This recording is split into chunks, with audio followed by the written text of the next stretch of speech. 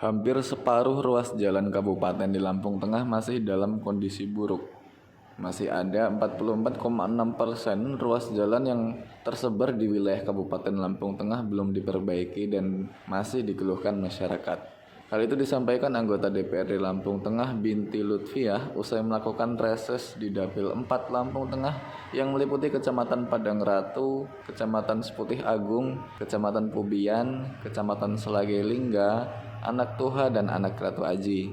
Dia mengatakan, dari hasil reses yang dilakukan dan dicocokkan dengan data Dinas Bina Marga, kondisi jalan kabupaten di Lampung Tengah yang dalam kondisi baik ada 55,4%. Sementara dari hasil reses yang dia lakukan menunjukkan masih ada 44,6% ruas jalan kabupaten yang kondisinya buruk. Dia mengatakan, dari aspirasi masyarakat tersebut, pihaknya akan berkomitmen untuk memperbaiki jalan yang masih rusak. Secara bertahap, Lutfiah akan mengupayakan anggaran perbaikan dengan menggandeng pemerintah Kabupaten Lampung Tengah.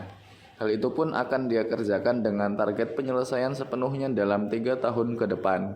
Kondisi jalan kabupaten kita hari ini yang ter-SK-kan itu kurang lebih 1140, sekian.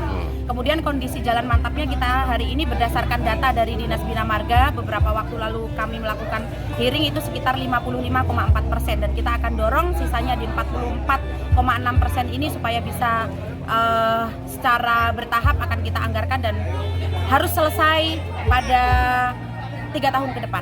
Kondisi mantap itu jalan yang benar-benar mantap, bagus, dan siap dipakai oleh masyarakat tanpa ada yang berlubang seperti itu. Tapi realitinya di Lampung Tengah seperti yang dikeluhkan banyak masyarakat bahwa hari ini jalan kita masih banyak yang berlubang, dan ini harus kita akui. Dan bagaimana kemudian nanti DPRD bersama dengan mitra pemerintah daerah akan mendorong bagaimana kondisi jalan mantap kita memang benar-benar mantap.